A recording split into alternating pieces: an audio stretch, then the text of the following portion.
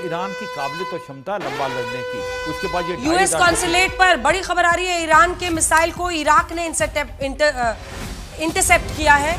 लेकिन जो नीचे खबर आ रही है, इराक में यूएस कॉन्सुलेट पर रॉकेट हमला। ये देखिए, इसी यही बताता है कि अब यहीं पर ये आ गए हिजबुल्लाह आ गया काम। बिल्कुल, क्योंकि ये जो एक्सेस ऑफ रेजिस्टेंस है पूरा ईरान का, उसमें यही है इराकी मिलिशिया और तीनों एच, हिजबुल्लाह, हुती और हमास। और यही जो एक्सेस ऑफ रेजिस्टेंस है जिस पर हम लोग चर्चा कर रहे थे कि भाई ये ड्रोन्स और मिसाइल्स वाले अटैक में कहां आएंगे, तो ऐसे में जमीन पर जो वो कर सकते हैं। रॉकेट का हमला, यूएस कॉन्सुलेट पर इराक में हमला कर दिया है। अब आप समझिए कि किस तरह से गंभीरता इसकी बढ़ती जा रही है, क्योंकि अगर आप देख रहे हैं कि इस युद्ध के जो बारूद है वो अलग अलग देशों में इस तरह से पहुंच रहा है, तो मामला बहुत गर्म होगा। अगर यूएस कॉन्सुलेट पर हमला किया है, अभी कितना डैमेज असेसमेंट है वहां पर, उसके लिए इंतजार करना होगा। लेकिन अगर इसमें वो सफल एक बहुत बड़ा हमला कर देते हैं तो यूएस के लिए बहुत आसान नहीं होगा कि वो विड्रॉ भी इससे कर ले।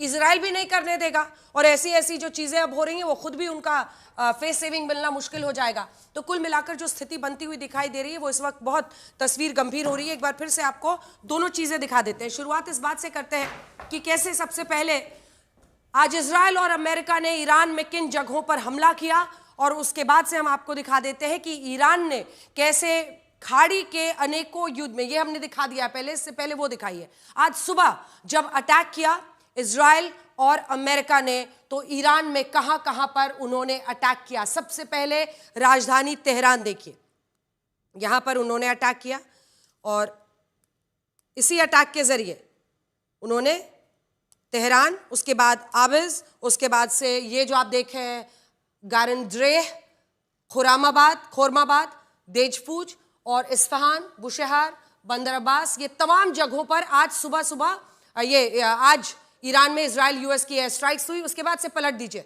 अब आइए अगले पर, ईरान क्या करता है। ईरान उसके बाद ये तय करता है कि जितने इधर मिडिल ईस्ट के देश हैं जहां जहां पर एयर बेसेस और नेवल बेसेस हैं, अमेरिका के सैन्य बेसेस हैं, उन पर हमला करता है। और इसी में वो इराक में अल हरीर एयरबेस पर करता है। मामला और बढ़ गया है क्योंकि वहां पर इराकी मिलिशिया ने रॉकेट मार दिया है यूएस एम्बेसी पर। तो इससे सबसे पहले इराक वाला देख लीजिए। सबसे पहले इराक में हम आपको दिखा रहे हैं, इराक में ये देखिए सबसे ऊपर वाला जो मैंने सर्कल किया आपके लिए।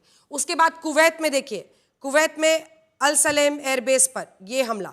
उसके बाद से कतर में देखिए अल उदैद एयरबेस, और उसके बाद यूएई जहां पर अल धाफरा एयरबेस। और ये देखिए सऊदी अरब हो, जॉर्डन हो, उधर इजराइल, ये पूरा आपको अगर तस्वीर इस वक्त दिख रही है तो ये पूरा ही कॉन्फ्लिक्ट जोन बन गया है।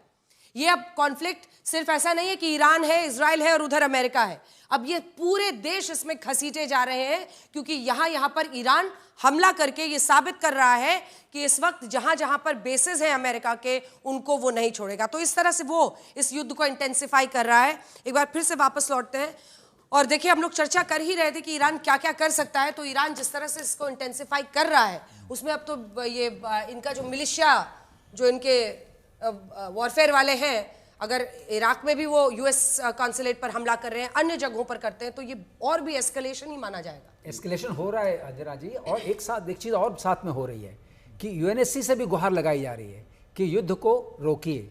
आई थिंक ईरान की स्ट्रेटजी यही है कि इतना ज़्यादा देशों को इन्वॉल्व कर दें, इतने हमले करना शुरू कर दें through the proxies and missiles, कि अपने आप में एक हाहाकार सा मचे और सब लोग कहें। और तेल की जो बंदी होगी आप जानते ही हैं, अगर वहां से बंद हुआ, और आपने इसको उसमें देखिए, रशिया को आपने सैंक्शन किया हुआ है।